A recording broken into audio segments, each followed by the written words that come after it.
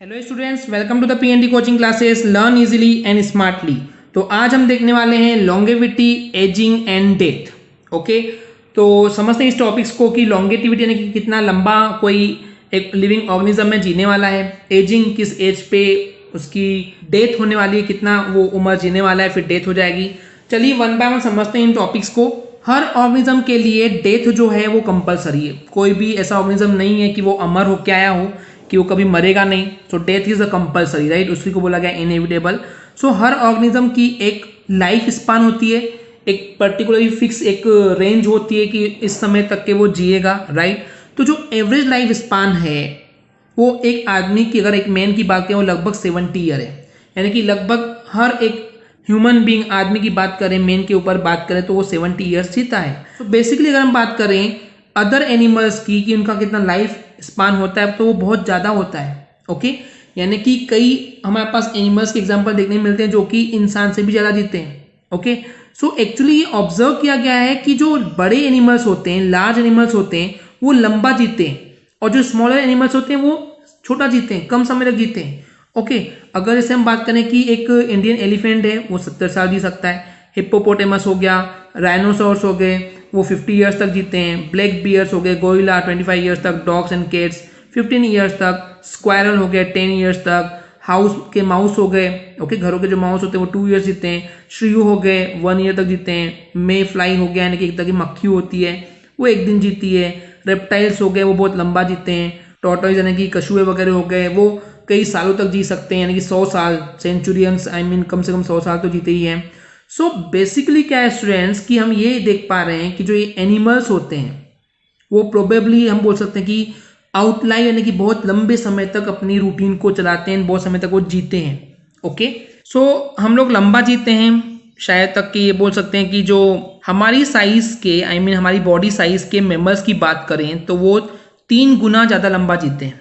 Okay, and ये जो हमारी एक्सेप्शनल, यानी हम लंबा जीने की जो ये आदत है, आई मीन जो ये एनिमल्स के पॉइंट ऑफ व्यू से हम बात कर रहे हैं, वो लंबा जीते हैं जस्ट बिकॉज ऑफ कि जो न्यूटेनी होती है, जो उनके नवजात शिशु, छोटे बच्चे होते हैं, वो अपने आप को रिटेन कर पाते हैं, वो अपने आप को जिंदा रख पाते हैं, एंड समय के साथ वो बढ़ते बढ़ते वो एडल्ट बन जाते हैं। ओके, तो ये जनरल सी बात है स्टूडेंट्स की, कोई भी अगर हम एनिमल्स के पॉइंट ऑफ व्यू से बात करें तो वो बहुत छोटा, पहले नवजात बच्चा होता है, छोटा होता है, न्यूटेनी होता है, एंड बढ़ते बढ़ते एक समय वो रिटेन करते हुए अपने आप को एडल्ट तक के लेके जाता है।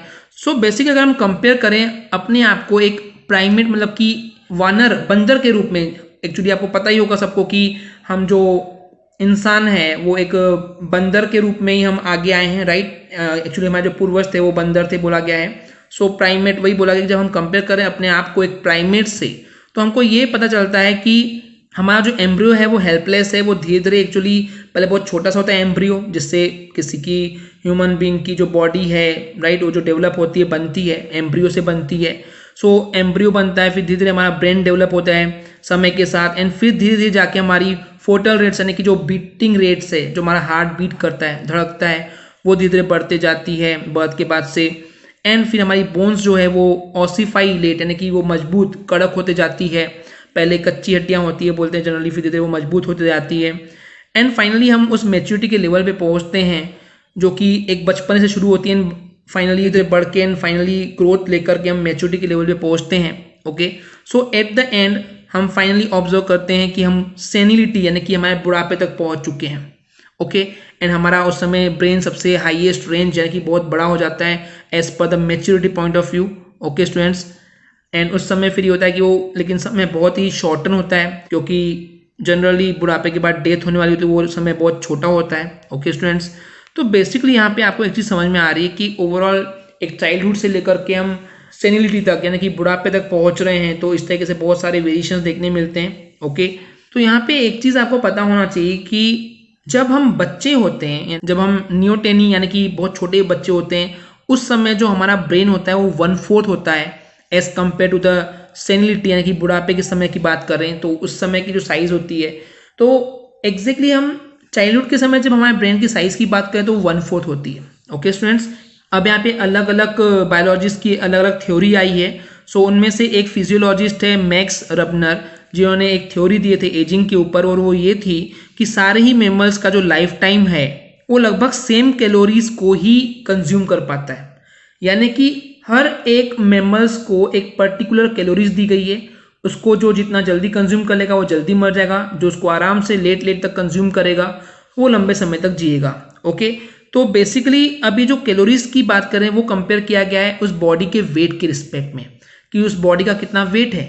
तो चलिए इसको एग्जांपल से समझते हैं एग्जैक्टली कि क्या बोलने चाह रहे हैं फिजियोलॉजिस्ट। जैसे एक चूहा देखते हैं हम, वो 2 साल ही जीता है, लेकिन एक एलिफेंट जो है वो 70 ईयर्स जीता है। The reason being is what, कि वो जो माउस है वो बहुत तेजी से मूव करता है, बहुत जल्दी जल्दी अपनी कैलोरीज को कंज्यूम कर लेता है, इसलिए वो 2 साल में मर जाता है। लेकिन एलिफेंट आराम से चलता है, आराम से सब काम करता है, तो अपने कैलोरीज को कंज्यूम धीरे धीरे करता है, इसलिए वो लंबे समय तक 70 साल तक जीता है। ओके, तो यहाँ पे एक रिलेशनशिप दिख रही है हमको कि किस तरीके से कैलोरीज को कंज्यूम करने के बेस पे हम बोल रहे हैं कि उसकी लाइफ कितनी होने वाली है, राइट। इसके अलावा एक और स्केलिंग थ्योरी आई इसी के बेस पे आई, राइट, जो ये बताती है कि हमारी बॉडी का जो शेप है, साइज है, मेटाबॉलिक रेट है, लाइफ टाइम है, किस तरीके से रिलेट करती है हमारी एक्टिविटीज पे। ओके स्टूडेंट्स, सो इस थ्योरी के बेस पे ये बोला गया है कि जो मोस्ट ऑफ द एनिमल्स हैं वो डिपेंड करता है उनकी जो लाइफ है कि उन्होंने कितनी टोटल ऑक्सीजन कंज्यूम किए हैं। ओके, ऑक्सीजन कंज्यूम करने का मतलब अगेन कि उन्होंने कितनी ब्रीथिंग, कितनी उनकी हार्ट बीटिंग हुई है, उस पर भी डिपेंड करती है। सो बेसिकली कितना कंज्यूम होना चाहिए, किस तरीके से इसको कैलकुलेट किया गया, तो वहां बोला गया कि जितना भी आपके बॉडी का वेट है उसका 3/4 ऑक्सीजन का कंजम्पशन होता है। ओके, सो इसको इस तरीके से मत समझिए स्टूडेंट्स, आप ये समझिए कि कोई भी अगर हम बात कर रहे हैं कि कितना हार्ट बीट होना चाहिए, यानी कि हर एक मेमल को 800 मिलियन टाइम हार्ट बीटिंग दी गई है। ओके, हार्ट बीटिंग जो दी गई है एग्जैक्टली 800 मिलियन है। अब अगर आप जल्दी जल्दी काम करेंगे, बहुत तेजी से टेंशन लेके जिएंगे, तो आपकी सीधी सी बात है हार्ट बीट तेज हो जाएगी। तो जैसे ही आपकी 800 मिलियन हार्ट बीट्स कंप्लीट होगी एज पर दिस थ्योरी, तो आपकी डेथ हो जाएगी। एंड ऐसी बोला गया है कि अगर हम बात करें कि जितना ये हार्ट बीटिंग है उसका 1/4 होता है क्या, ब्रीथिंग, सांस ले रहे हैं। तो जैसे अगर आपने 200 मिलियन टाइम्स अगर ब्रीथ कर लिए, सांस ले लिए, इसका मतलब आपकी डेथ हो जाएगी। तो ऐसे अलग अलग बहुत सारी थ्योरीज है स्टूडेंट्स। तो इसलिए बोला गया है कि जो आपकी लाइफ की जो पेस है, जिस स्पीड से आप जी रहे हैं, ओके, तो आपको कभी भी नेचुरल लाइफ जीना चाहिए। अगर आप नेचुरल लाइफ जी रहे हैं तो इसका मतलब आपकी जो एजिंग होगी वो बहुत अच्छी होने वाली है एंड बहुत समय तक आप जीने वाले हैं। ओके स्टूडेंट्स, तो ये था कुछ longevity, ageing and the death. I hope आपको क्लियर हो गया होगा। अब इसके अलावा स्टूडेंट्स आपको 2 चीजें और पता होनी चाहिए डेथ के बारे में, कि डेथ 2 टाइप की होती है, एक होती है क्लिनिकल डेथ और एक होती है बायोलॉजिकल डेथ। चलिए समझते हैं इन दोनों में डिफरेंस क्या है। क्लिनिकल डेथ का मतलब है कि आपकी हार्ट बीट, पल्स बीट सब रुक गई है, आप मर चुके हैं। ओके, आपकी प्यूपिल्स जो है, आपके जो आंखें की जो प्यूपिल्स होती हैं वो फिक्स हो गई है एंड फाइनली आप एंड हो चुके हो। ओके, तो इसको हम बोलते हैं क्लिनिकल डेथ। लेकिन उस क्लिनिकल डेथ के बाद भी आपकी कुछ सेल्स होती है बॉडी की जो कि कुछ समय तक के, कुछ घंटों तक के जिंदा होती है एंड उस समय में अगर हम चाहें तो हम ट्रांसप्लांट कर सकते हैं हमारे बॉडी के ऑर्गन्स। अगर हम किसी को चाहें तो आंख डोनेट कर सकते हैं, किसी को जो भी चीज़ डोनेट करना चाहें डोनेट कर सकते हैं। तो ये जो है जब तक सेल्स जिंदा होती है उसको हम बोलते हैं बायोलॉजिकल डेथ। यानी कि आपको ये चीज़ समझ में आनी चाहिए, जब कोई इंसान मरता है तो वो इंसान मर तो जाता है लेकिन उसके कुछ कुछ सेल्स, ऑर्गन जिंदा होते हैं। ओके, जब वो सेल्स मर जाते हैं, वो सेल्स भी एक समय के बाद, कुछ घंटों के बाद मर जाते हैं, उसको हम बोलते हैं biological death. Okay students, I hope आपको क्लियर हो गया होगा। अगर आपको हमारी वीडियो से कुछ भी सीखने मिला या नॉलेज मिला तो प्लीज़ हमारे चैनल को सब्सक्राइब कीजिए एंड वीडियो को लाइक ज़रूर करें। आज के लिए इतना ही, थैंक यू।